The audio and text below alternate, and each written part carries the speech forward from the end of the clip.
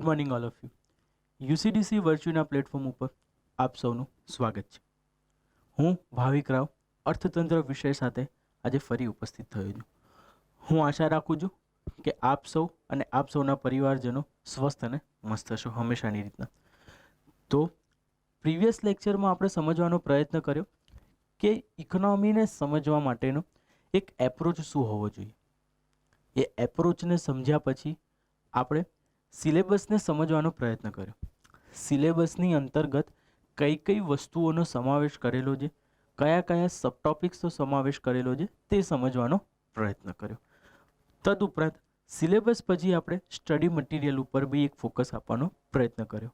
હા, study materials Hindi અને English બંને લેંગ્વેજમાં અવેલેબલ છે, એક્સેપ્ટ વન બુક કે જે ઇન્ડિયન ઇકોનોમી પ્રિન્સિપલ્સ એન્ડ થિયોરીઝવાળી જે શ્રીરામ સરવાળી એ બુક તમને ઇંગ્લિશમાં જ અવેલેબલ રહેશે.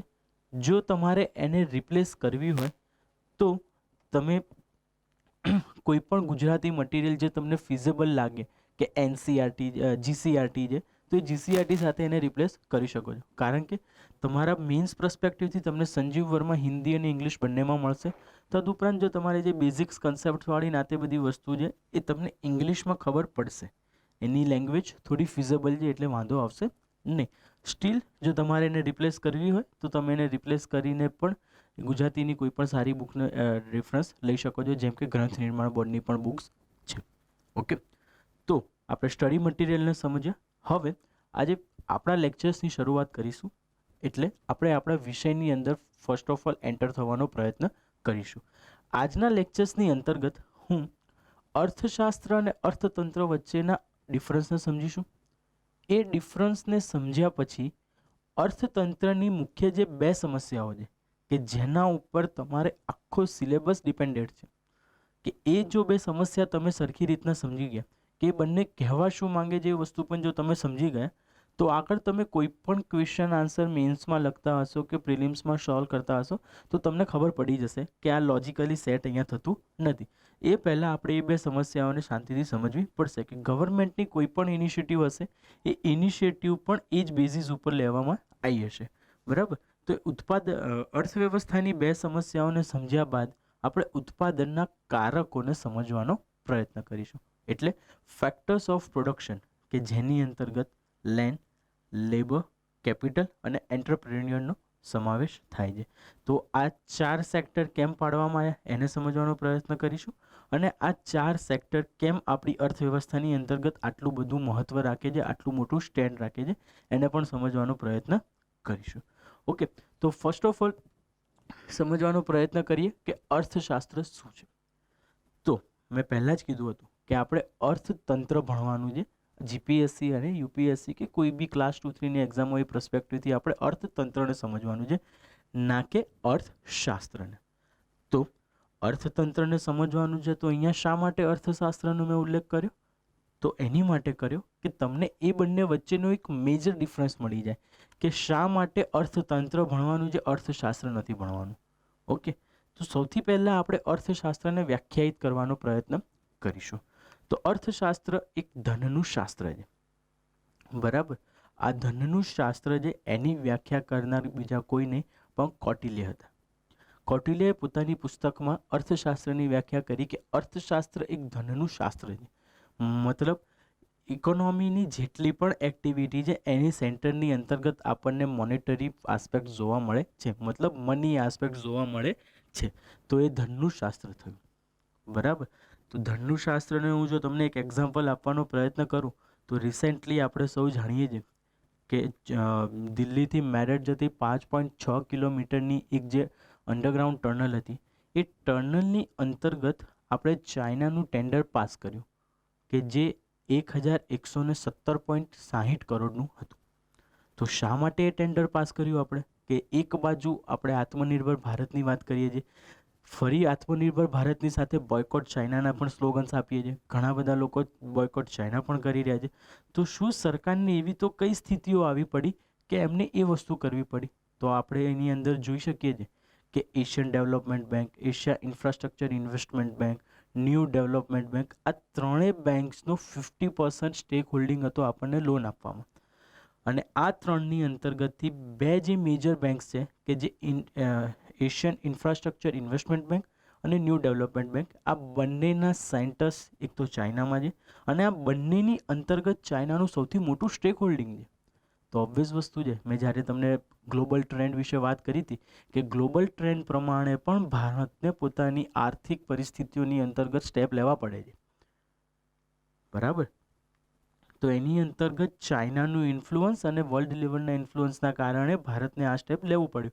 હવે ફર્ધર ડિબેટેબલ છે કે ભારત શું કરશે, એક્સેપ્ટ કરશે એ મોડેલને કે નહીં કરે, કે પછી ભારતીય કોઈ કંપનીને આપશે, કારણ કે એની અંતર્ગત ઉલ્લેખિત છે પોલિસીની બનાવતી વખતે કે કોઈ પણ ટેન્ડર પાસ કરતી વખતે, કોઈ પણ બિલ પાસ કરતી વખતે આ ત્રણ બેંકની પરમિશનની આપણને જરૂર પડે છે, બરાબર. તો અહીંયા આગળ મારો મુદ્દો એ છે કે આપણે જોઈ શકીએ છીએ કે કોઈ પણ વસ્તુ છે એની મધ્યની અંતર્ગત મની રહેલું છે.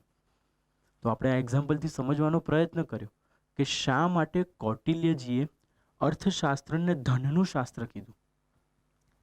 જે એક્ટિવિટી થઈ ટનલ બનાવવાની, એ છે તો એક ઇકોનોમિકલ એક્ટિવિટી, બરાબર. એ હું તમને આગળ આજે સમજાવીશ, શ્રમ, લેન્ડ, લેબર, કેપિટલ અને એન્ટરપ્રિન્યોર સમજાવતો હોઈશ ત્યારે કે કઈ કઈ એક્ટિવિટીઝ આપણે ઇકોનોમિકલ એક્ટિવિટીઝ કહી શકીએ કે ના કહી શકીએ. પણ અહીંયા આપણે એ સમજવાનો પ્રયત્ન કર્યો કે કોઈ પણ એક્ટિવિટીની સેન્ટરમાં શું રહેલું છે, મની રહેલી છે. ઓકે, તો આ માટે શું કહેવાય, અર્થશાસ્ત્ર એક ધનનું શાસ્ત્ર છે કે સમાજના ભૌતિક કલ્યાણ માટેના કાર્યો કરવાના છે. તો એ સમાજના ભૌતિક કલ્યાણના કાર્યો શેની માટે કરવાના છે કે જનતાનું એક મહત્તમ કલ્યાણ થઈ શકે, બરાબર. તો ભાઈ જનતાનું મહત્તમ કલ્યાણ છે, સમાજના ભૌતિક કલ્યાણના કાર્યો કેવી રીતના કરશું, તો એ કરવા માટે અર્થશાસ્ત્રની અંતર્ગત અલગ અલગ સિદ્ધાંતોનો પ્રયોગ કરવામાં આવે છે. આ સિદ્ધાંતો આપણે જોઈ શકીએ છીએ મોનેટરી પોલિસી, પછી આપણે જોઈ શકીએ છીએ ફિસ્કલ પોલિસી ઉપરાંત ટેક્સેશન સિસ્ટમ, પછી જીડીપી, ડિમાન્ડ એન્ડ સપ્લાય. આ બધા અર્થશાસ્ત્રના સિદ્ધાંતો છે કે આ સિદ્ધાંતોનો પ્રયોગ કરીને જનતાનું ભૌતિક, સામાજિક અને ભૌતિક કલ્યાણ માટેના ઉદ્દેશોની પૂર્તિ કરવામાં આવે છે. ઓકે, તો અર્થશાસ્ત્રની એક ડેફિનેશન આપણે આપીએ તો શું થશે કે અર્થશાસ્ત્ર એટલે એક ધનનું એવું શાસ્ત્ર છે કે જેની અંતર્ગત સિદ્ધાંતોનો પ્રયોગ કરીને જનતાનું મહત્તમ કલ્યાણ કરવામાં આવે છે. તો આને આપણે શું કહીશું, અર્થશાસ્ત્ર, ઇકોનોમિક્સ કહેવાનો પ્રયત્ન કરીશું, બરાબર. તો હવે ઇકોનોમિક્સની ડેફિનેશન તમે સમજી ગયા.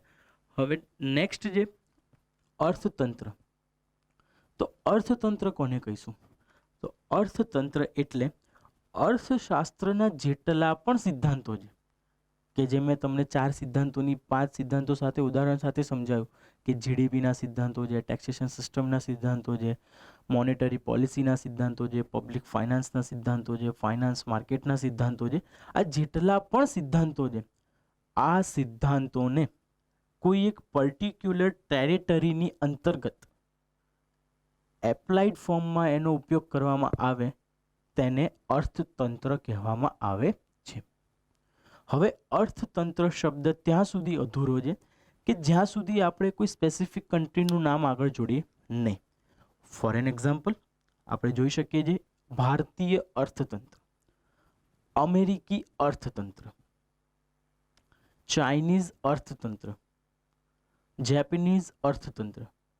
આ બધા શું છે કે આ બધા એક સ્પેસિફિક ટેરિટરીને ડિટરમાઇન કરે છે કે જેની અંતર્ગત અર્થશાસ્ત્રના જેટલા પણ સિદ્ધાંતો છે એ સિદ્ધાંતોનો વ્યવહારિક રૂપે પ્રયોગ કરવામાં આવે છે અને આ જ સિદ્ધાંતોનો વ્યવહારિક પ્રયોગ કરીને જનતાનું મહત્તમ કલ્યાણ કરવામાં આવે છે અને જનતાના મહત્તમ કલ્યાણ માટે ત્યાં આગળ સંસાધનોની તાર્કિક વહેંચણી કરવામાં આવે. તો અર્થતંત્રની ડેફિનેશન શું થઈ, કોઈ એક પર્ટિક્યુલર ટેરિટરીની અંતર્ગત, મતલબ કોઈ એક ચોક્કસ સીમાની અંતર્ગત અર્થશાસ્ત્રના સિદ્ધાંતોનો વ્યાવહારિક પ્રયોગ કરીને જનતાનું મહત્તમ કલ્યાણ કરવામાં આવે તથા સંસાધનોની તાર્કિક વહેંચણી કરવામાં આવે તેને અર્થતંત્ર કહીએ. તો ભારતીય અર્થતંત્રની શું વ્યાખ્યા કરીશું આપણે? જે સબ્જેક્ટ ભણવાનો છે આપણે એની એક ડેફિનેશન તો તમને ખબર હોવી જોઈએ કે કયા ક્રાઇટેરિયાની અંતર્ગત એ સબ્જેક્ટ રહેલો છે, એ સબ્જેક્ટ શું કહેવા માંગે છે. બરાબર, તો આપણે ભારતીય અર્થતંત્રની વ્યાખ્યા સેમ કરીશું. છેલ્લે અર્થતંત્રની જોડે ભારતીય અર્થતંત્ર જોડી દઈશું. તો વાંચવાનો પ્રયત્ન કરીએ કે ક્ષેત્ર વિશેષમાં સંસાધનોની ઉચિત વહેંચણી કે નાગરિકોને એ રીતે કરાય કે જેનો મહત્તમ સદુપયોગ જન કલ્યાણ માટે થઈ શકે. બરાબર, કોઈ ક્ષેત્ર વિશેષથી જોડીને અર્થતંત્ર પૂર્ણ શબ્દ બને, જેમ કે ભારતીય અર્થતંત્ર. બરાબર, તો તમને સૌને હવે ખબર પડી હશે કે અર્થશાસ્ત્ર અને અર્થતંત્ર વચ્ચેનો મુખ્ય ભેદ શું છે. જો એક જ લીટીની અંતર્ગત તમારે એને ઇન્ડિકેટ કરવું હોય તો અર્થશાસ્ત્રના સિદ્ધાંતોનું વ્યવહારિક રૂપ એટલે અર્થતંત્ર, કે જેની અંતર્ગત અર્થશાસ્ત્રના દરેક સિદ્ધાંતોને અર્થતંત્રની અંતર્ગત એપ્લાઇડ કરવામાં આવે અને જન કલ્યાણ માટેના કાર્યો કરવામાં આવે. તો એક ડેફિનેશન વાઇઝ તો તમને બહુ સારું લાગ્યું હશે કે ઓકે, હંમેશા ડેફિનેશન એક ઓપ્ટિમિસ્ટિક હોય કે જેની અંતર્ગત કોઈ બી ગુણ અને દોષની વાત કર્યા વગર ડેફિનેશન બનાવવામાં આવે. એટલે ડેફિનેશન પછી તો તમને એવું લાગ્યું હશે કે ઓકે આટલી જ વસ્તુ કરવાની છે, આવી રીતના જ કરવાની. પરંતુ જ્યારે એ વ્યવહારિક પ્રયોગ પર આવે ત્યારે આપણને એની અંતર્ગત ઘણી સમસ્યાઓનો સામનો કરવો પડે છે. તમે તમારી એજ્યુકેશન બેકગ્રાઉન્ડ હોય, ફોર એન એક્ઝામ્પલ બીકોમ બેકગ્રાઉન્ડથી હશો તમે, કે એન્જિનિયરિંગ બેકગ્રાઉન્ડથી હશો કે MBBS બેકગ્રાઉન્ડથી હશો, જે તમને કોલેજ લેવલ ઉપર કે યુનિવર્સિટી લેવલ ઉપર જે ભણાવવામાં આવે છે એ વસ્તુ સૈદ્ધાંતિક કહેવાય. જ્યારે એ જ વસ્તુઓ જે ભણ્યા છો તમે, એ વસ્તુનો વ્યવહારિક પ્રયોગ જ્યારે તમે તમારા પ્રોફેશનલ કરિયરની અંતર્ગત કરો ત્યારે તમને ઘણી બધી સમસ્યાઓ ફેસ કરવી પડે. MBBSમાં તમે વાંચતા હશો કે આ રોગના આટલા આટલા આટલા સિમ્ટમ્સ છે, તમે સિદ્ધાંત વાંચ્યા એના. પણ જ્યારે એઝ અ એક ફિઝિશિયન, એક MD, તમે જ્યારે એ વસ્તુને ડીલ કરતા હશો ત્યારે તમને ઘણી બધી ડાયવર્સિટી જોવા મળે છે અને એ જ ડાયવર્સિટી સામે લડીને તમે એક સારા ડૉક્ટર બની શકો છો. તો એવી જ રીતના અર્થતંત્રની પણ અમુક સમસ્યાઓ છે કે જેની સામે કોઈ પર્ટિક્યુલર કન્ટ્રી લડીને કે એની સામે લોજિકલ આર્ગ્યુમેન્ટ્સ કરીને કે એના કેવી રીતના એ ગુણ દોષ છે એ દોષથી બહાર આવી શકે. તો એ જે કન્ટ્રી જે ગુણ અને દોષ છે એ જે સાયકલમાંથી બહાર આવી શકે છે એ જ કન્ટ્રી બહુ સારી રીતના ગ્રોથ કરી શકે. અને કઈ કન્ટ્રી કેવી રીતના એ વસ્તુમાંથી બહાર આવે છે એની અંતર્ગત આપણે અમુક ક્રાઇટેરિયા પાડેલા છે કે ડેવલપ કન્ટ્રીઝ છે, ડેવલપિંગ કન્ટ્રીઝ છે અને અંડર ડેવલપ કન્ટ્રીઝ. વિકસિત છે, વિકાસશીલ છે અને અલ્પ વિકસિત કન્ટ્રીઝ. આપણે એને આ 3 ફોર્મમાં બહાર પાડ્યા છે.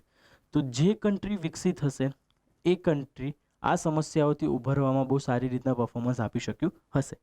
જે ડેવલપિંગ કન્ટ્રીઝ હશે એ કન્ટ્રીઝ અત્યારે એ લડત એક સૈનિકની ભૂમિકા ભજવી રહ્યા હશે કે જે લોકો એમની સમસ્યાઓની સામે અત્યારે જૂજી રહ્યા છે. અને અલ્પ વિકસિત જે છે એ એમની એક વિશેષ સાયકલમાં ભરાયેલા હશે કે જ્યાં આગળ જે અર્થતંત્રની મુખ્ય સમસ્યાઓ છે એ સમસ્યાઓથી ઉભરી શકશે નહીં. તો અર્થતંત્રની મુખ્ય સમસ્યાઓને 2 પાર્ટમાં વહેંચી શકાય. પહેલી, સંસાધનોનો અભાવ અને બીજો, સંસાધનોની ઉચિત વહેંચણીનો અભાવ. ઓકે, તો શું થશે આનો મતલબ હવે? તો એક એક્ઝામ્પલ સાથે આપણે એ વસ્તુ સમજવાનો પ્રયત્ન કરીશું. બરાબર, ફોર એન એક્ઝામ્પલ, ગવર્મેન્ટની સામે કે ભાઈ ઓબ્વિયસ છે ઇકોનોમી એક સેન્ટ્રલ સબ્જેક્ટ છે કે જેની સેન્ટ્રલ ઉપરથી રેગ્યુલેટ થાય છે અને એની ઉપર ફંક્શન્સ કરવામાં આવે છે. તો કેન્દ્ર સરકારની સામે કોઈ પણ એક ક્ષેત્ર હશે જેની અંતર્ગત તેમની પાસે મુખ્ય 2 સમસ્યાઓ હશે. ફર્સ્ટ, કાં તો એ સબ્જેક્ટને લઈને કે સેક્ટરને લઈને એમની પાસે પૂરતા રિસોર્સિસ નહીં હોય, અને સેકન્ડ, જો રિસોર્સિસ હશે તો એ રિસોર્સિસનું લોજિકલ ડિસ્ટ્રીબ્યુશન નહીં કરી શકે. લોજિકલ ડિસ્ટ્રીબ્યુશન એટલે ઉચિત વહેંચણી. ઉચિત વહેંચણી કહો કે તાર્કિક વહેંચણી કહો, એક જ મિનિંગ નીકળે છે. બરાબર. તો આ મુખ્યતઃ બે સમસ્યાઓ છે. એક યોજનાથી સમજવાનો પ્રયત્ન કરીએ. સ્વનિધિ યોજના સરકારે લોકડાઉન પીરિયડના સમયમાં બહાર પાડી હતી. એ સ્વનિધિ યોજના એક્ઝેક્ટલી શું છે? જેની અંતર્ગત લોકલ જેટલા બી વેન્ડર્સ છે કે ટ્રેડર્સ છે, એ ટ્રેડર્સને 10,000 રૂપિયા સુધીની સરકાર તરફથી નોન મોર્ટગેજ સહાય કરવામાં આવશે. મતલબ એમને એ લોન એક ફિઝિબલ રૂપમાં અને બહુ ઓછા ઇન્ટરેસ્ટ રેટ કે ઝીરો ઇન્ટરેસ્ટ રેટ ઉપર એમને ઉપલબ્ધ કરાવવામાં આવશે. આ વસ્તુ શું થઈ? આ વસ્તુ સંસાધનોની ઉચિત વહેંચણી થઈ. બરાબર. કેવી રીતના ઉચિત વહેંચણી થઈ? તો એક સેક્ટર છે, એ સેક્ટરમાં અમુક સમસ્યાઓ છે. એ સમસ્યાઓમાં શું છે? સંસાધનોનો તો અભાવ હતો. તો સરકારે શું કર્યું? સરકારે 10,000 રૂપિયાની સહાય કરી. હવે સરકાર 10,000 રૂપિયાની સહાય બધાને કરી કે જ્યાં આગળ પ્રોબ્લેમ કે સમસ્યા હતી ત્યાં કરવાનો પ્રયત્ન કર્યો? તો કે જે લોકલ વેન્ડર્સ હતા કે લોકલ ટ્રેડર્સ હતા કે જે આ લોકડાઉન પીરિયડની અંતર્ગત એમનો ધંધો ઠપ થઈ ગયો હતો. એ જે ધંધો ઠપ થઈ ગયો હતો એ ધંધાને પાછું રેઝ્યુમ કરવા માટે એ લોકોએ શું કર્યું? 10,000ની સહાય આપી. તો એ 10,000ની જે સહાય આપી એ શું છે? સંસાધનોની તાર્કિક વહેંચણી છે. અને જે સેક્ટર ડિટરમાઇન કરવામાં આવ્યું એ શું હતું? સંસાધનોથી અભાવગ્રસ્ત વિસ્તાર હતો. તો સરકારની સામે સમસ્યા શું હતી?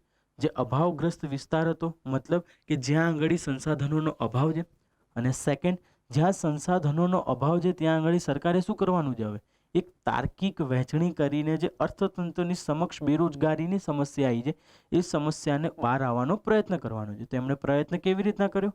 10,000 રૂપિયાની સહાય કરી. હવે તમે આ કન્સેપ્ટને લઈને અર્થશાસ્ત્રની અંતર્ગત જેટલા પણ ગવર્મેન્ટના ઇનિશિયેટિવ્સ છે, ગવર્મેન્ટની સ્કીમ છે કે ગવર્મેન્ટના વિઝનરી પ્લાન્સ છે, એ તમે કોઈ પણ પ્લાનને જોવાનો પ્રયત્ન કરશો તો એ આ બે સેક્ટરની અંતર્ગત આવી ગયો હશે. પીએમ કિસાન નિધિ યોજના, પીએમ સન્માન નિધિ યોજના, એ શું છે? ફર્સ્ટ ઓફ ઓલ એને સંસાધનોના અભાવના ક્ષેત્રમાં જોવાનો પ્રયત્ન કરો. તો કે સંસાધનોનો અભાવ કયા ક્ષેત્રની અંતર્ગત છે? તો કે એગ્રીકલ્ચર સેક્ટરની અંતર્ગત છે. તો અભાવની અંતર્ગત શું છે? કે ખેડૂત ભાઈઓને કે બહેનોને જ્યારે બી પાક લેવાનો હોય ત્યારે જેટલા બી સીડ્સ છે, બેઝિક ઇરિગેશન છે અને બેઝિક રો મટીરિયલ છે, ખાતર છે, બરાબર, આ બધી વસ્તુઓની સવલત નથી મળી રહેતી. કેમ? Due to lack of the monetary resources. બરાબર. નાણાકીય સંસાધનોના અભાવના કારણે. તો શું થયું? સંસાધનોના અભાવ કયા કયા સેક્ટર્સની અંતર્ગત છે? તો એગ્રીકલ્ચર સેક્ટરમાં આપણે જોવાનો પ્રયત્ન કર્યો પીએમ કિસાન અને પીએમ સન્માન નિધિની અંતર્ગત, કે જેની અંતર્ગત જે રો મટીરિયલ્સ પરચેસ કરવા માટેનું જે બેઝિક રિસોર્સિસ જોઈએ ખેડૂત ભાઈઓ માટે કે બહેનો જોડે નથી. તો સરકારે એની તાર્કિક વહેંચણી કરવા માટે શું કર્યું? તો સરકારે તેની તાર્કિક વહેંચણી કરવા માટે અમુક સહાય પૂરી પાડે છે કે 6,000 રૂપિયા સુધીની એ લોકોને સહાય પૂરી પાડવામાં આવે છે. બરાબર. એ 6,000 રૂપિયા સુધીની સહાયમાં સરકાર શું કરે છે કે 2,000 રૂપિયા કે જે પણ આપણી મોન્સૂનલ ક્રોપિંગ સિઝન્સ છે, બરાબર, એ ક્રોપિંગ સિઝન્સ પહેલાં એમના અકાઉન્ટમાં ટ્રાન્સફર કરવામાં આવે, જેની અંતર્ગત એ રૂપિયાથી એ લોકો સીડ્સ છે, બિયારણો છે, ખાતર છે કે બેઝિક જેટલું બી રો મટીરિયલની જરૂરિયાત છે એ રો મટીરિયલ એ લોકો લઈ શકે. તો મેં ફરી તમને એક એક્ઝામ્પલ આપીને સમજાવવાનો પ્રયત્ન કર્યો કે અર્થતંત્રની મુખ્ય બે જ સમસ્યાઓ છે. એક સંસાધનોનો અભાવ અને બીજો સંસાધનોની તાર્કિક વહેંચણીનો અભાવ. હવે આ બે સમસ્યાઓની અંતર્ગત સરકાર કે કોઈ પણ ઇન્સ્ટિટ્યુશન એને કેવી રીતના ડીલ કરશે એના બેઝિસ ઉપર તમારી ઇકોનોમિક રિકવરી રહેલી છે. આપણે લોકડાઉન પીરિયડ અંતર્ગત જોયું કે એમએસએમઈ સેક્ટર્સમાં શું થઈ ગયું હતું? Lack of the resources. શું હતું? સંસાધનોનો અભાવ ઊભો થઈ ગયો. એમની પાસે કેપિટલ નથી, ટેકનોલોજી નથી. કેમ નથી? એક તો એમએસએમઈસ છે, નાના એમ્પાયર્સ, જેમની પાસે કેપિટલ બહુ લિમિટેડ છે, કે જેમનો બિઝનેસ પૂરતી જ કેપિટલ્સ રહેલી છે. ના જાયન્ટ વેન્ચર્સની જેમ એમની પાસે બહુ મોટી કેપિટલ્સ છે. તો લોકડાઉન પીરિયડમાં એમનું પ્રોડક્શન સેક્ટર શું થઈ ગયું? બંધ થઈ ગયું. તો હવે જો પ્રોડક્શન સેક્ટર બંધ થઈ ગયું હોય તો એમની પાસે સંસાધનોનો અભાવ આવી જવાનો છે. તો હવે તે સંસાધનોના અભાવથી બહાર આવવા માટે સરકાર શું કરે છે? આરબીઆઈ શું કરે છે? એમને મોનેટરી લોન સસ્તી આપે છે. તો લોન સસ્તી આપવું એ શું થયું? સંસાધનોની તાર્કિક વહેંચણી થઈ. અને આ જ સંસાધનોની તાર્કિક વહેંચણીના આધાર ઉપર કોઈ પણ અર્થતંત્ર પોતાને રિકવર કરવાનો પ્રયત્ન કરે. સરકારના કોઈ પણ સ્ટેપ્સ હશે એ બધા સ્ટેપ આ સેકન્ડ ક્રાઇટેરિયાની અંતર્ગત રહેલા છે કે જેની અંતર્ગત સરકાર જે ક્ષેત્રમાં સંસાધનોનો અભાવ છે ત્યાં આગળ તાર્કિક વહેંચણી કરવાનો પ્રયત્ન કરે. હોપ સો તમને આ વસ્તુ ખબર પડી ગઈ હશે. ફર્ધર કોઈ પણ તમે એક્ઝામ્પલ લો, આપણે ફરી કોઈક યોજનાથી સમજવાનો પ્રયત્ન કરીએ તો કર્મયોગી યોજના કરીને સરકારે એક રિસેન્ટલી બહાર પાડી હતી, બરાબર. એ યોજનાની અંતર્ગત સરકારે શું કર્યું છે?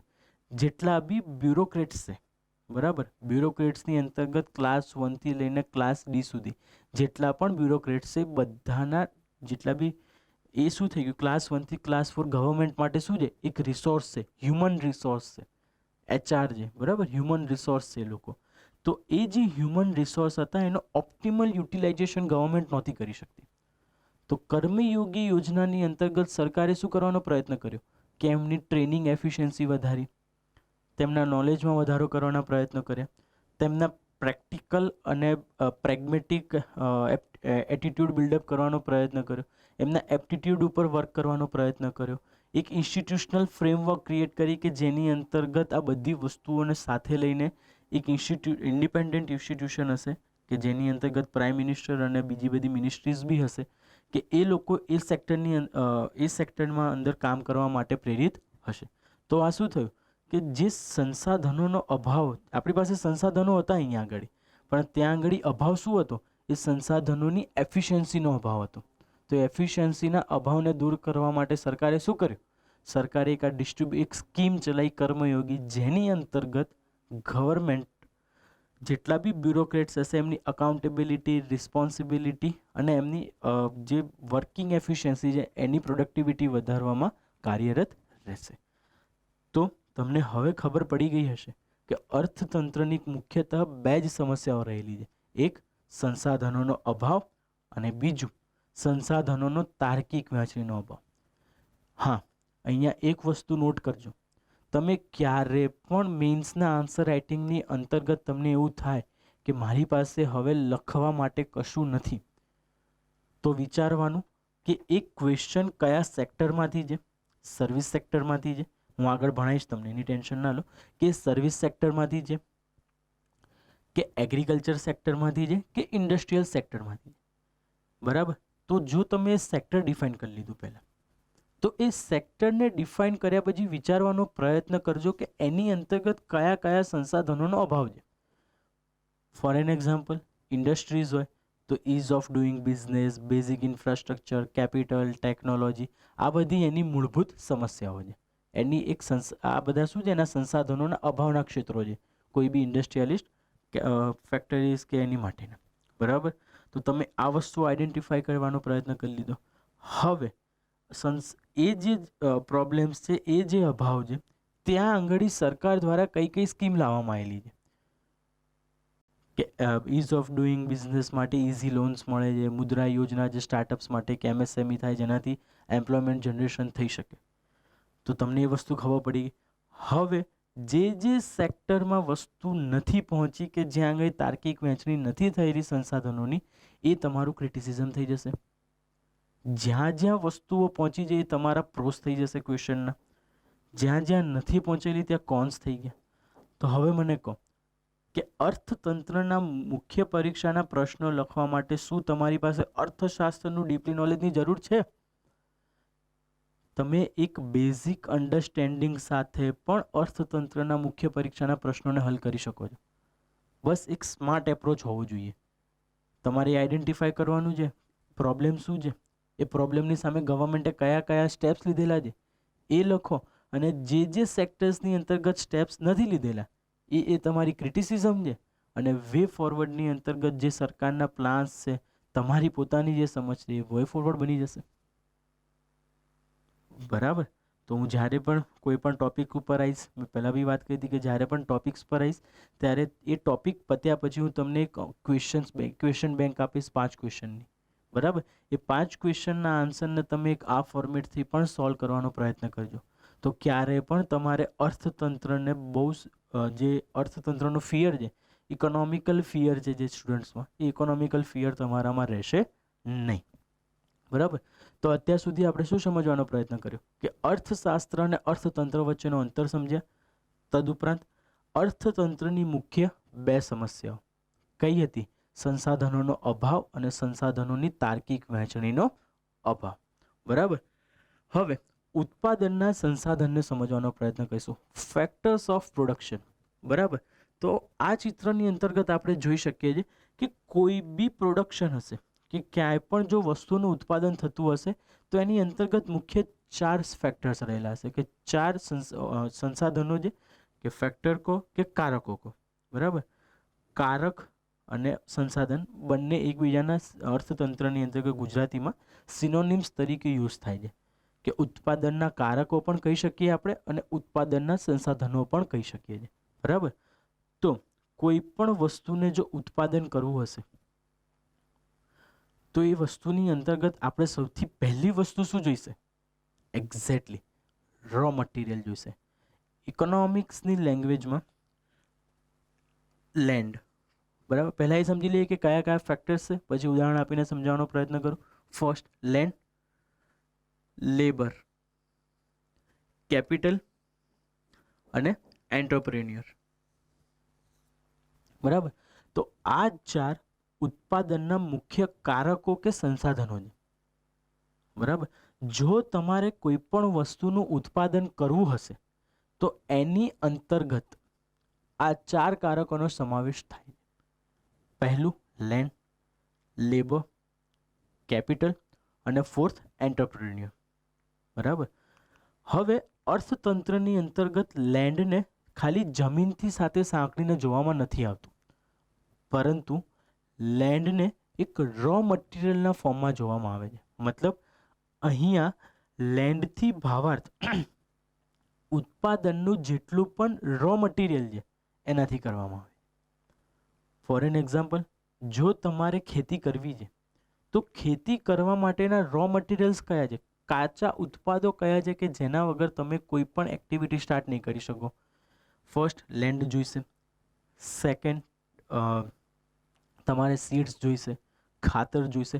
આ બધી વસ્તુઓ શું છે? આ બધી વસ્તુઓ અર્થતંત્રની અંતર્ગત ભૂમિમાં ગણવામાં આવે છે, એટલે લેન્ડ. અને લેન્ડને બીજા કયા નામથી ઓળખવામાં આવે છે? પ્રાકૃતિક સંસાધનો કે રો મટીરિયલ્સ. બરાબર. તો લેન્ડનો અહીંયા આગળ એક બ્રોડ મિનિંગ છે. શું છે? કે એ સંસાધનો કે જે પ્રાકૃતિક સંસાધનો છે કે રો મટીરિયલ્સ છે કે જેના વગર કોઈ પણ પ્રોડક્શન એક્ટિવિટી સ્ટાર્ટ નહીં થઈ શકે, એને લેન્ડની અંદર કન્સિડર કરવામાં આવે છે. એવા કયા સંસાધનો આપણે અંદર ઇન્ક્લુડ કરવાનો પ્રયત્ન કરીશું? તો એવા સંસાધનો કે જેમની કોઈ પ્રોડક્ટિવ પાવર હોય. ફોર એક્ઝામ્પલ, કોઈ પણ પ્રોડક્શન એક્ટિવિટી છે, જો એ રો મટીરિયલમાંથી કોઈ પણ વસ્તુ પ્રોડક્શન નહીં થઈ શકતું હોય તો એને લેન્ડની અંતર્ગત ગણવામાં આવશે નહીં. જો બીજમાંથી કોઈ પણ પ્રકારના બિયારણ ફૂટશે નહીં તો એ બીજને લેન્ડની અંતર્ગત ઇન્ક્લુડ કરવામાં આવશે નહીં. તો સમજ્યા હવે કે લેન્ડનો ભાવાર્થ અહીંયા ના ફક્ત ભૂમિથી છે પરંતુ બધા એ પ્રાકૃતિક સંસાધનો કે રો મટીરિયલથી છે જેનો કોઈ પ્રોડક્શન કે પ્રોડક્ટિવ પાવર રહેલો છે. સેકન્ડ, શ્રમ. અહીં શ્રમનો ભાવાર્થ જે લેબર ક્લાસ છે એ લેબર ક્લાસથી કન્સિડર કરવામાં આવે છે. મતલબ માનવની એ મસ્તિષ્કની ક્ષમતા કે જેના દ્વારા વસ્તુ ઉત્પાદન કરવામાં આવશે. ફોર એક્ઝામ્પલ, આ જે સ્ટુડિયો છે, આ સ્ટુડિયોને અંતર્ગત આપણે જોવું હોય તો ફર્સ્ટ શું થશે કે રો મટીરિયલ એટલે ભૂમિ જોઈશું. તો ભૂમિની અંતર્ગત શું આવશે? આ સ્ટુડિયો આવશે, બોર્ડ આવશે, પેન આવશે, આ ઓપરેટર આવશે, કેમેરો આવશે, બરાબર, માઇક આવશે. આ બધી વસ્તુઓ શું થઈ? એક બેઝિક રો મટીરિયલ છે, એટલે આને પ્રોડક્શનની અંતર્ગત શેમાં મૂકશું આપણે? લેન્ડની અંદર કન્સિડર કરીશું, બરાબર. હવે સેકન્ડ, તમારી પાસે એક બેઝિક મટીરિયલ બિલ્ડઅપ થઈ ગયું, એક ઢાંચો તૈયાર થઈ ગયો, તો હવે એ ઢાંચાને માનવ મસ્તિષ્કની અંદરની જે ક્ષમતા છે એના દ્વારા શું કરવામાં આવશે? એને મોલ્ડ કરવામાં આવશે, કે સ્થિતિમાં લાવવા, સારી સ્થિતિમાં લાવવાનો પ્રયત્ન કરવામાં આવશે, બરાબર, માનવ મસ્તિષ્કની ઉત્પાદન ક્ષમતા દ્વારા. તો જે માનવ મસ્તિષ્કની ઉત્પાદન ક્ષમતા છે એ બીજા કોઈ નહીં પણ અહીંયા ઊભી રહેલી દરેક ફેકલ્ટીઝ છે. જે પણ ફેકલ્ટીઝ હશે કે જે લોકો પોતાની મસ્તિષ્કની ક્ષમતા દ્વારા કંઈક ઉત્પાદ કરી રહ્યા છે, મતલબ અમે લોકો લેક્ચર્સ આપી રહ્યા છીએ, શેનાથી આપે છે? અમારા મસ્તિષ્કની ક્ષમતા કે જે ઉત્પાદન આપી શકે છે કોઈ બી વસ્તુને, બરાબર. તો અમે લોકો શું હોઈશું? અમે એક લેબર ક્લાસની અંતર્ગત પ્રોડક્શનની એને ઇન્ક્લુડ કરવાનો પ્રયત્ન કરીશું, બરાબર. તો શું થયું? અમે લોકો એક લેબર ક્લાસ થયા. અહીંયા જેટલું પણ રો મટીરિયલ સ્ટુડિયોને બનાવવા માટે હતું એ બધું કેવું થઈ ગયું? એ બધું રો મટીરિયલ કે જે લેન્ડની અંતર્ગત ગણવામાં આવે. ફર્ધર, શ્રમને બે પાર્ટમાં ડિવાઈડ કરવામાં આવે છે, વર્ટિકલ ટ્રાન્સફર અને હોરિઝોન્ટલ ટ્રાન્સફર, બરાબર. વર્ટિકલ ટ્રાન્સફર એટલે એ ટ્રાન્સફર કે જ્યાં આંગળી એક વ્યક્તિ એના દ્વારા એક અંતિમ ક્રિયા કરવાનો પ્રયત્ન કરે છે. ફોર એક્ઝામ્પલ, એક ખેડૂત છે, એક ખેડૂત એક ખેતરમાં ખેડવાની જે પ્રક્રિયા કરે છે અને લાસ્ટમાં જે પ્રોડક્શન મેળવે છે સિંગલ હેન્ડેડ, એને વર્ટિકલ ટ્રાન્સફર કહીશું, કે એના દ્વારા એ વસ્તુને છેક ઉપર સુધી પહોંચાડવામાં આવી. તો શું થશે? વર્ટિકલ ટ્રાન્સફર ઓફ લેબર, બરાબર. અને સેકન્ડ શું છે? હોરિઝોન્ટલ ટ્રાન્સફર છે. એનો મતલબ કોઈ બી ફોર્મ છે કે એની ફોર્મની અંતર્ગત 2-4 ડિપાર્ટમેન્ટ્સ છે, તો વર્કને જે રીતના ડાયવર્ટ કરીને પ્રોડક્શન કરવામાં આવે છે એને શું કહેવામાં આવશે? વર્ટિકલ ટ્રાન્સફર ઓફ લેબર, કે જ્યાં આંગળી કોઈ એક વ્યક્તિ દ્વારા ફાઇનલ પ્રોડક્શન કરવામાં આવતું નથી, પરંતુ જે લેબર ડિસ્ટ્રીબ્યુશન જે હોરિઝોન્ટલી વહેંચાયેલું છે અને એના દ્વારા એક ફાઇનલ ગોલ કે final goods and services achieve કરવામાં આવે છે. ઓકે, નેક્સ્ટ, મૂડી, કેપિટલ. અહીંયા મૂડીથી ભાવાર્થ મની પ્લસ ટેકનોલોજીથી છે, બરાબર. કે જ્યારે પણ કોઈ વ્યક્તિ કોઈ વસ્તુનું પ્રોડક્શન કરતું હશે, કોઈ સંસ્થા કોઈ વસ્તુનું પ્રોડક્શન કરતું હશે, ત્યારે એ લોકોને અમુક વસ્તુની જરૂર પડે, બરાબર. ફોર એક્ઝામ્પલ, આ માઇક છે, આ કેમેરો છે, બરાબર. આ કોઈ પણ વસ્તુ જો લાવી છે તો એની માટે શું જોઈશે? ધન, મનીની જરૂર પડવાની છે, બરાબર. તો એ મની એ પ્રોડક્શન એક્ટિવિટીનો થર્ડ સ્ટેજ છે કે જેના દ્વારા એ ફર્સ્ટ અને સેકન્ડ એક્ટિવિટીને અચીવ કરી શકાય છે. ઓકે, તો મનીની અંતર્ગત કેપિટલની અંતર્ગત આપણે શેનો સમાવેશ કરીશું? મની પ્લસ ટેકનોલોજી, બરાબર. તો હવે કેપિટલની અંતર્ગત કેપિટલને 3 પાર્ટમાં વહેંચવામાં આવે છે. First, physical capital, second, intellectual capital, અને થર્ડ, ફાઇનાન્શિયલ કેપિટલ, બરાબર. તો કેપિટલ્સ આ 3 પાર્ટમાં વહેંચવામાં આવે છે. First, physical capital, second, intellectual capital, અને થર્ડ, ફાઇનાન્શિયલ કેપિટલ. તો ફિઝિકલ કેપિટલની અંતર્ગત આપણે કઈ વસ્તુઓનો સમાવેશ કરીશું? એ વસ્તુઓ કે જેને આપણે ટચ કરી શકીએ છીએ, કે જેનો સર્વિસીસનો ઉપયોગ આપણે કરી શકીએ છીએ, બરાબર. કે જે આપણને એક ઘન પદાર્થના રૂપમાં જોવા મળે છે. તો શું થયું? સડક, મતલબ આપણા રોડ, નહેર, એરપોર્ટ, કે કોઈ પણ બેઝિક ઇન્ફ્રાસ્ટ્રક્ચર કે જે બનાવવામાં આવે છે એને અર્થતંત્રના પ્રોડક્શન ફેક્ટર્સ ઓફ પ્રોડક્શનમાં ફિઝિકલ કેપિટલની અંતર્ગત મૂકવામાં આવે છે, બરાબર. તો એક્ઝામ્પલ્સ તરીકે આપણે જોઈશું રોડ અને નહેર. તો આ બંને શું થયા? એક ફિઝિકલ કેપિટલ છે. Second, intellectual capital. તો આપણે ઇન્ટેલેક્ચ્યુઅલ કેપિટલને પણ બીજા 3 ભાગમાં ડિવાઈડ કરીએ છીએ. ફર્સ્ટ, સાહિત્યક વિચાર, બીજું વૈજ્ઞાનિક વિચાર, અને ત્રીજું કલાત્મક વિચાર. સાહિત્યક વિચારની અંતર્ગત એ એક્ટિવિટીઝ આવશે કે જેની અંતર્ગત લેખન કાર્યશૈલી આવે છે, બરાબર. કોઈ બુક્સ લખવામાં આવે છે, નવું કોઈ ડ્રામા લખવામાં આવે છે, કોઈ સ્ક્રિપ્ટ લખવામાં આવે છે, જ્યાં આગળ લિટરેચરનો યુઝ થાય છે અને લિટરેચરના યુઝના બેઝિસ ઉપર એ વસ્તુને પ્રોડક્ટ કરવામાં આવે છે. એ વસ્તુને સાહિત્યક વિચાર કહેવામાં આવે. હવે કોઈ પણ ફિલ્મ રાઇટર એની સ્ક્રિપ્ટ લખશે એ સ્ક્રિપ્ટને શું કહેવાય છે? સાહિત્યિક વિચાર. ઓકે. સેકન્ડ જે વૈજ્ઞાનિક વિચાર, મતલબ જેટલા પણ ઇનોવેશન્સ થાય છે, રિસર્ચ એન્ડ ડેવલપમેન્ટ R&D થાય છે, એ બધા વિચારો કયા કહેવાશે? સાહિત્યિક વિચારો કહેવાશે. કેમ કે એ પણ અર્થતંત્રની અંતર્ગત પ્રોડક્શનમાં એક બહુ મોટો ભાગ ભજવે છે. હવે જે કંપની છે, આપણે પહેલાં ખબર હતી કે બ્લેક બોર્ડમાં વ્હાઇટ ચોકથી ટાઈપ કરતા હતા, લખતા હતા. પણ જો એ સેક્ટરમાં R&D કરવામાં આવી જ ના હોત, ઇનોવેશનને પ્રોત્સાહન આપવામાં આવી જ ના હોત, તો આજે આ સ્માર્ટ પેનથી અમે લોકો સ્માર્ટ બોર્ડ ઉપર ના લખી શકતા હોત. તમારી સમક્ષ અમે ફરી જે બ્લેક બોર્ડ અને વ્હાઇટ પેનથી લખતા હોત. તો આ શું થયું? એક વૈજ્ઞાનિક વિચાર છે કે જેણે ઇકોનોમિકલ એક્ટિવિટીમાં એક પ્રોડક્શનને સ્થાન આપ્યું. ઓકે, તો આ શું થશે? એક વૈજ્ઞાનિક વિચાર. અને છેલ્લું છે કલાત્મક વિચાર. જેટલા બી હસ્તશિલ્પો છે, જેટલા બી ડાન્સ ફોર્મ્સ છે, બરાબર, આ જેટલી પણ વસ્તુઓ હશે કે જે આર્ટ સાથે સંકળાયેલી હશે, એ બધું શું આવશે? કલાત્મક વિચારની અંતર્ગત આવશે. કેમ કે આ ત્રણેય સેક્ટર્સ દ્વારા ઇકોનોમીની અંતર્ગત કોન્ટ્રીબ્યુટ કરવામાં આવે છે, જેને આપણે કેપિટલની અંતર્ગત ગણીએ છીએ. ઓકે. થર્ડ જે ફાઇનાન્સ કેપિટલ. ફાઇનાન્સ કેપિટલની અંતર્ગત આપણે શેનો સમાવેશ કરીએ છીએ? વેલ્થ, ગોલ્ડ અને મની. આ બધા શું થઈ ગયા? એક ફાઇનાન્શિયલ રિસોર્સિસ છે જેના દ્વારા તમે પરચેસ અને સેલ કરી શકો છો કોઈ પણ વસ્તુને. તેને ફાઇનાન્સ કેપિટલની અંતર્ગત મૂકવામાં આવે છે. બરાબર. તો આપણે જે એક્ઝામ્પલ પહેલાં લીધું હતું, હવે એક્ઝામ્પલને આગળ કેરી ફોરવર્ડ કરવાનો પ્રયત્ન કરીએ છીએ. બરાબર. સૌથી પહેલાં રો મટીરિયલ આ સ્ટુડિયોને બનાવવા માટેની વસ્તુઓ આવી ગઈ હતી. સેકન્ડ, લેબરના રૂપ ઉપર જેટલી પણ ફેકલ્ટીઝ છે કે જે લોકોની મસ્તિષ્કની ક્ષમતા છે કે કોઈ પણ વસ્તુનું પ્રોડક્શન કરી શકે, એ પ્રોડક્શન કરવા માટેની ફેકલ્ટીઝ આવી ગઈ હતી. થર્ડ સ્ટેજ શું આવ્યો? કેપિટલ. તો હવે અહીંયા આગળ જેટલી પણ ફેકલ્ટીઝ આવે છે, જેટલા પણ વર્કમેન સંકળાયેલો છે, એ બધાને એક પારિશ્રમિક પૂરું પાડવા માટે, બરાબર, એ પારિશ્રમિકની સાથે સાથે અહીંયા આગળ જેટલી પણ બીજા અધર એક્સપેન્સીસ છે, એ બધા એક્સપેન્સીસ પૂરા કરવા માટે શેની જરૂર પડે છે? એક કેપિટલની જરૂર પડે છે. બરાબર. મનીની જરૂર પડે છે, ટેકનોલોજીસની જરૂર પડે છે. એ બધી ટેકનોલોજીસ અહીંયા આગળ શું કરવામાં આવશે? પૂરી પાડવામાં આવશે. અને આ જે પ્રોડક્શન માટેનું આપણે જે હાથ ધરી હતી વસ્તુ, એ વસ્તુને આગળ ધપાવવામાં આવશે.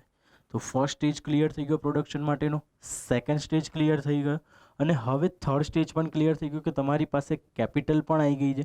તો હવે ફોર્થ સ્ટેજ શું હશે? ફોર્થ સ્ટેજ હશે ઉદ્યમિતા, એન્ટરપ્રેન્યોરશિપ. બરાબર. મતલબ આપણામાંથી જ કોઈ એક વ્યક્તિ કે જેની અંતર્ગત રિસ્ક લેવાની, ઇનોવેશન કરવાની અને વર્કલોડ સહન કરવાની જે ક્ષમતાવાળો જે વ્યક્તિ હશે, એ વ્યક્તિ કોઈ એક વસ્તુના ઉત્પાદન ઉપર ફોકસ કરશે.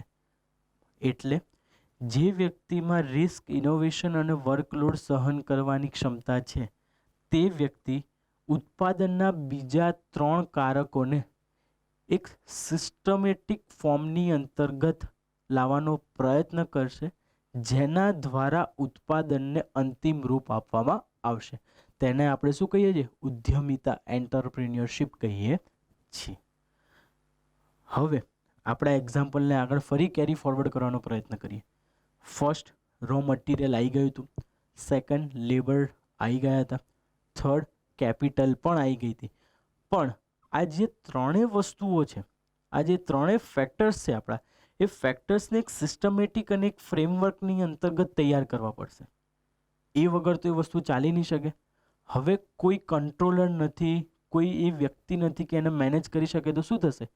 કેમેરો બીજા રૂમમાં હશે, ફેકલ્ટીઝ અહીંયા લેક્ચર્સ લેતી હશે, બરાબર, માઇક ક્યાંક રહેતું હશે, એના સેલ બીજે ક્યાંક રહેતા હશે. તો આ વસ્તુ શું જોવા મળે છે કે એક સિસ્ટમેટિક ફોર્મની અંતર્ગત વસ્તુની પ્રોડક્શન કરવામાં આવી રહ્યું નથી. તો આની ઉપર એક ઉદ્યમી વ્યક્તિ હશે કે જે વ્યક્તિના વિચાર અને એની કૌશલતાના આધાર ઉપર આ ત્રણેય ફેક્ટર ઓફ પ્રોડક્શનને એક સિસ્ટમેટિક ફોર્મની અંતર્ગત મૂકવામાં આવશે. અને આ સિસ્ટમેટિક ફોર્મની અંતર્ગત મૂક્યા પછી વસ્તુનું પ્રોડક્શન કરવામાં આવશે.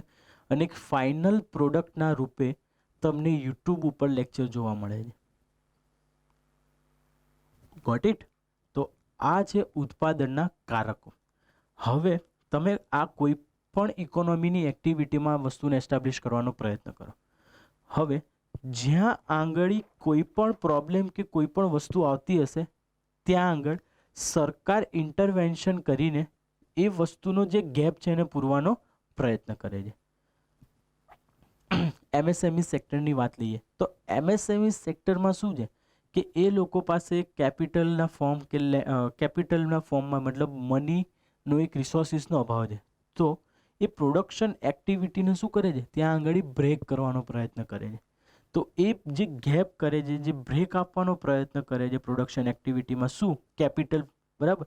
તો ત્યાં આગળ સરકાર આરબીઆઈને કહેશે કે અરે ભાઈ આ એમએસએમઈ સેક્ટરને થોડું જોઈ લો. કેમ?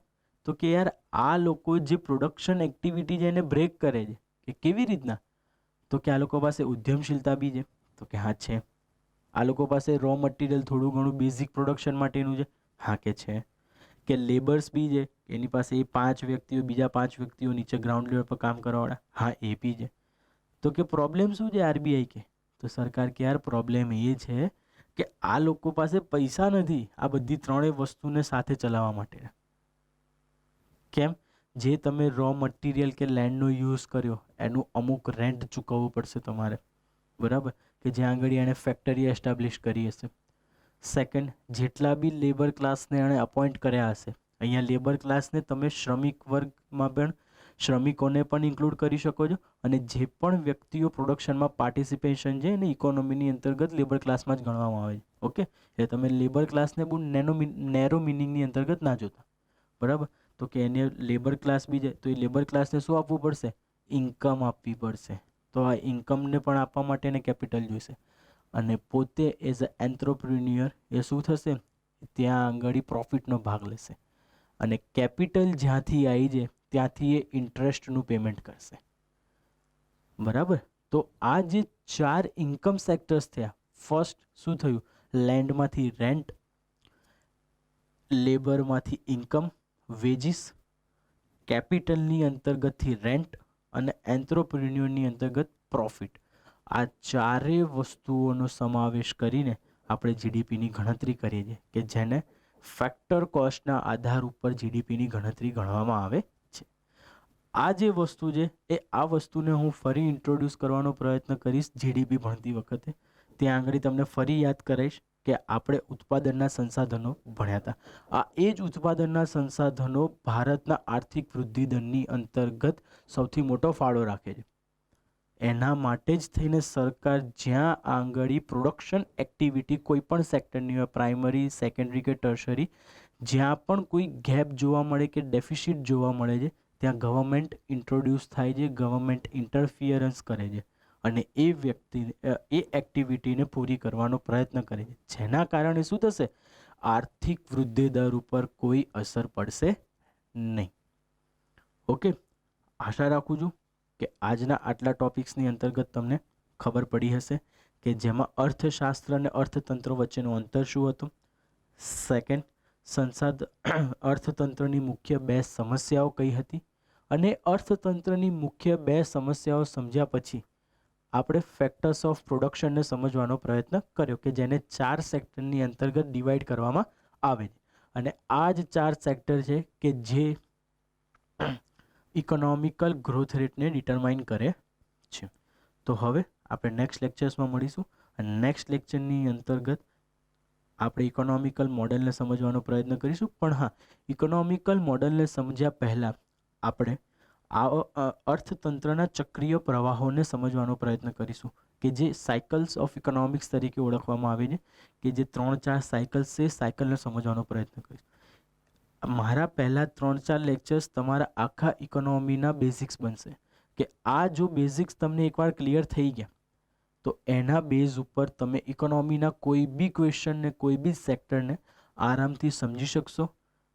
પ્રિલિમ્સ પોઈન્ટ ઓફ વ્યૂથી ક્વેશ્ચન પણ સોલ્વ કરી શકશો, અને મેન્સ પર્સપેક્ટિવથી એને બહુ સારી રીતના તમારા આન્સર શીટમાં લખી શકશો, અને ઇન્ટરવ્યૂમાં તમે બહુ સારી રીતના એક સિસ્ટમેટિક વેમાં તમે એ વસ્તુને એલોબરેટ કરી શકશો.